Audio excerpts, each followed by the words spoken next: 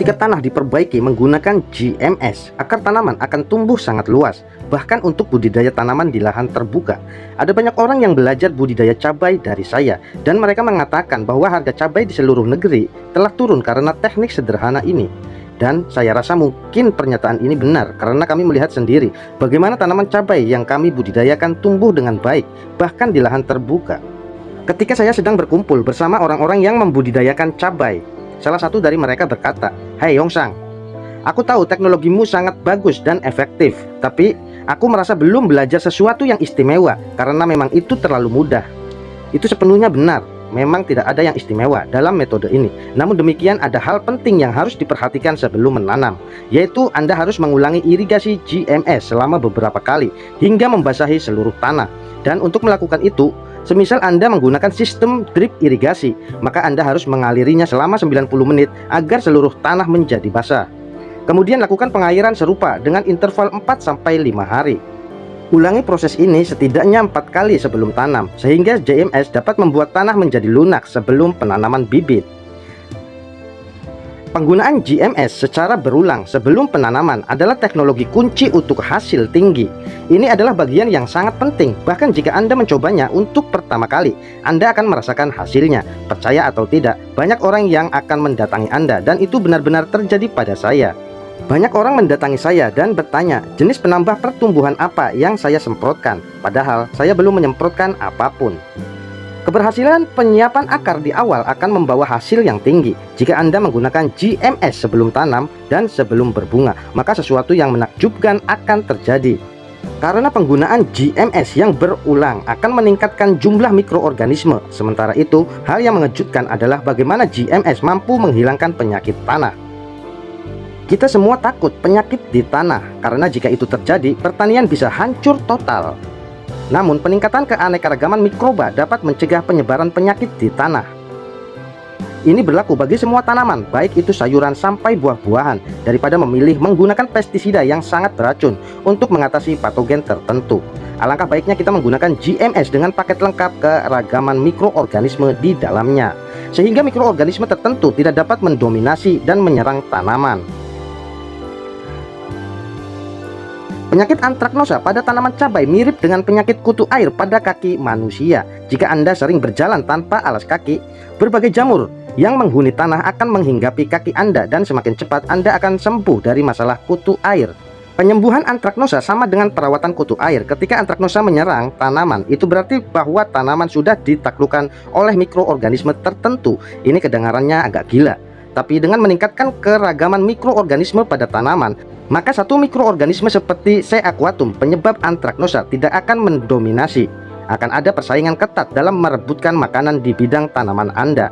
Selain itu, saat GMS dikembangkan dengan garam laut atau air laut, maka otomatis akan ada 83 jenis mineral yang akan tersedia. Ini akan sangat baik untuk meningkatkan perakaran. Ketika akar tanaman tumbuh dalam dan lebar, maka penyerapan mineral akan meningkat dan secara otomatis akan meningkatkan hasil.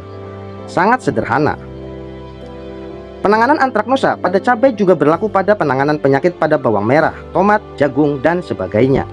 Cukup gunakan GMS sebelum tanam dan semprotkan atau irigasikan sesekali untuk meningkatkan kualitas. Mari jadikan pertanian kita kaya akan mikroorganisme dan mineral. GMS adalah game changer. Tanah akan sepenuhnya diperbaiki oleh keragaman mikroba. Seperti pada gambar ini, akar tanaman akan menari-nari di tanah. Anda tidak akan menemukan masalah seperti patogen tanah. Selama ini kita memiliki terlalu banyak kekhawatiran hanya untuk tanah, untuk nematoda, penyakit layu, dan lainnya. Kekhawatiran ini membuat kepala kita pusing pada awalnya, tapi saat Anda sudah mengenal GMS, semuanya akan jadi lebih mudah. 500 liter GMS dapat mengakomodasi lahan seluas 3,2 hektar dalam pengenceran 10/100 kali. Untuk tanaman semusim terapkan sebelum penanaman, dan untuk tanaman buah terapkan sebelum berbunga atau setelah panen.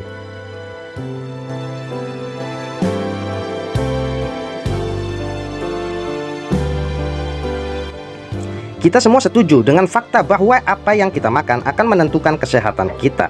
Sama halnya dalam budidaya tanaman. Apa yang kita pakai sebagai pupuk dasar akan menentukan kualitas dan pertumbuhan tanaman. Inilah salah satu hal terpenting untuk diingat. Tapi ini juga tidak jarang membingungkan bagi banyak petani, karena ada begitu banyak bahan bagus sebagai pupuk dasar. Jangan bingungkan diri Anda dengan informasi seperti itu. Sejauh yang kita dengar bahwa para ahli selalu merekomendasikan pupuk kandang dan sekam sebagai pupuk dasar yang bagus. Tapi pertanyaannya, bahan yang dianggap bagus itu bagus untuk siapa? Pertanian organik tidak melulu tentang memberikan bahan-bahan yang dianggap bagus. Pertanian organik adalah tentang keseimbangan nutrisi tanah dan tanaman. Inilah yang harus menjadi fokus kita semua. Jadi bagaimana solusi yang tepat untuk mendapatkan keseimbangan nutrisi bagi tanah dan tanaman? Jawabannya cukup sederhana, yaitu alam. Kita semua dapat mengamati bahwa alam 100% swasembada pupuk. Alam tidak pernah mengandalkan input pemupukan dari luar. Daun yang digugurkan berulang kali adalah ekstrak nutrisi yang ditumpukan di permukaan tanah. Dengan ini akar pohon akan dapat masuk lebih dalam dan lebih dalam ke tanah. Gunakan prinsip ini untuk mendapatkan nutrisi dalam porsi yang seimbang. Dan seiring berjalannya waktu, nutrisi di dalam tanah akan dioptimalkan untuk jenis tumbuhan yang ada di atasnya.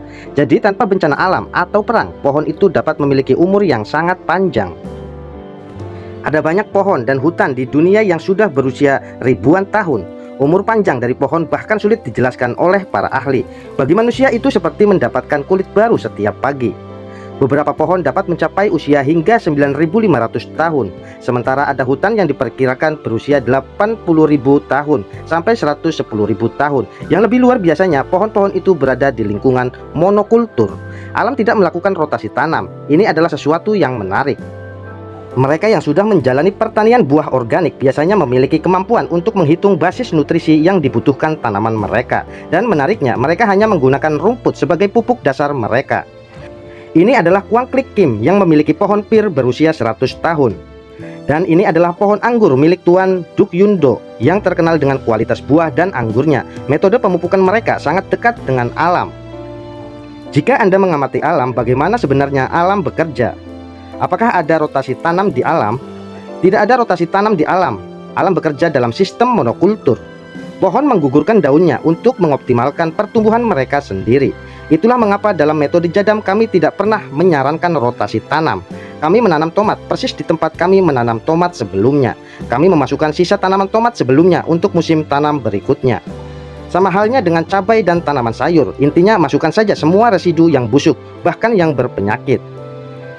Proses inilah yang akan melanjutkan nutrisi tanah dan akan mengoptimalkan untuk satu jenis tanaman. Begitulah cara saya mendapatkan hasil yang tinggi selama beberapa tahun terakhir. Tapi ada perbedaan antara cara bertani manusia dan cara bertani alam. Bedanya manusia akan menjual hasil pertanian mereka, lalu konsumen yang membelinya tidak pernah mengembalikan residunya ke tanah pertanian kita. Itu berarti mineral yang seharusnya kembali ke tanah menjadi hilang. Pertanian yang menguntungkan adalah tentang bagaimana kita mengisi ulang mineral yang hilang. Dan cara terbaik untuk melakukan isi ulang mineral adalah dengan meniru apa yang dilakukan alam.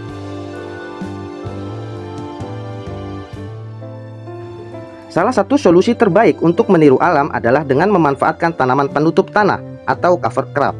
Ini mungkin terdengar agak aneh, tapi residu tanaman dan hasil pangkasan tanaman penutup atau cover crop adalah pupuk dasar terbaik bagi tanaman. Jadi pastikan Anda memberikan 80% sampai 90% input tanah dengan tanaman penutup dan sisa tanaman. Jika Anda ingin menambahkan ekstrak nutrisi, Anda bisa menambahkan kotoran sapi atau hewan pemakan rumput lainnya. Atau Anda juga bisa menambahkan kompos yang kandungan kotoran hewannya kurang dari 35%. Jadi ingatlah semua hal penting ini dengan baik. Ini adalah sedikit penjelasan tentang kompos. Kompos dalam pemahaman jadam bukanlah sesuatu yang harus dibuat dengan cara membolak-balik materi organik secara rutin dengan sekop. Kompos adalah apa yang Anda tumpuk dan hamburkan di lahan pertanian Anda. Mereka akan terurai dengan sendirinya di luar musim tanam Anda, dan itu begitu mudah. Jadi setidaknya kita semua sudah mengerti apa itu prinsip pupuk dasar. Ini adalah tentang bagaimana cara kita memahami alam dan menerapkannya dalam pertanian kita. Dengan cara ini Anda dapat memberikan keseimbangan nutrisi optimal bagi tanaman Anda. Selanjutnya mari membicarakan pupuk tambahan. Jadi bagaimana cara kita menambahkan mineral? Seperti yang sudah disebutkan sebelumnya, bahwa semua hasil pertanian akan kita jual ke konsumen, dan residu hasil panen kita tidak akan pernah kembali ke lahan pertanian kita. Tapi jika Anda memahami, semua mineral pada akhirnya akan bermuara ke laut. Di dalam air laut terdapat 83 mineral, dan beberapa di antaranya adalah yang sangat dibutuhkan oleh tanaman, seperti magnesium, kalsium, potasium, dan sulfur. Selain itu, mineral air laut sangat identik dengan plasma darah manusia, cairan tanaman, dan cairan ketuban dari rahim ibu. Cukup mengejutkan, bukan? Gunakan air laut atau garam laut untuk mengisi ulang mineral di dalam tanah pertanian. Ini adalah metode ilmiah yang sudah kita miliki. Anda mungkin bertanya-tanya, kenapa garam laut? Izinkan saya memberitahu Anda bahwa seluruh sejarah pertanian kita sudah membuktikan hal itu. Karena pertanian yang berada di sekitar laut selalu menghasilkan produk dengan kualitas tinggi di seluruh dunia. Jika Anda pergi ke situs Departemen Pertanian Korea Selatan, maka Anda dapat melihat bahwa mereka sudah menjelaskan secara rinci tentang manfaat penggunaan garam laut untuk pertanian. Ada sekitar 20 makalah yang menulis tentang fakta ini, tapi tidak ada para ahli yang memberitahu Anda tentang ini. Padahal jika mereka jujur, mereka bisa saja menyarankan petani untuk menggunakan sedikit garam laut dalam pertanian mereka. Tentu saja kita tidak bisa menggunakan terlalu banyak garam laut, karena jika terlalu banyak, hal baik itu akan menjadi buruk. Jadi bagaimana kita bisa menghitung jumlahnya? Kalikan saja 1% dari total hasil. Misalkan Anda memanen 3000 kg tomat musim ini, maka Anda membutuhkan 30 kg garam laut untuk musim berikutnya. Jika perhitungan ini sulit bagi Anda, maka tambahkan saja 500 gram garam laut untuk area 1000 meter persegi dengan interval 1-2 minggu untuk tanaman semusim. Untuk tanaman buah, Anda bisa memberikan 20 kg garam laut untuk setiap 1000 meter persegi, minimal 4 kali dalam setahun. Jika Anda menggunakan air laut, maka 20 liter air laut setara dengan 500 gram garam laut. Dalam metode jadam, Anda akan menggunakan GMS. Jika Anda membuat 500 liter GMS, artinya Anda sudah menambahkan 500 gram garam laut di dalamnya. Jika Anda memiliki area yang lebih luas untuk dicakup, hitung sedikit lagi berdasarkan ukuran tanah Anda. Ini adalah cara bagaimana Anda memulihkan mineral di dalam tanah. Saya juga merekomendasikan untuk menggunakan bubuk Phyllit, yang merupakan bubuk batu dengan kandungan mineral yang baik. Kami mengaplikasikannya setahun sekali dengan biaya $9 untuk setiap 20 kg bubuk Phyllit. Anda dapat mengencerkan ini dengan air sebagai pupuk cair, tapi ini tidak wajib. Penggunaan Phyllit sepenuhnya terserah pada Anda. Namun dalam mengaplikasikan sesuatu di pertanian Anda, ingatlah untuk menjaga keseimbangan. Ingatlah selalu bahwa terlalu banyak hal baik itu juga bisa menjadi racun.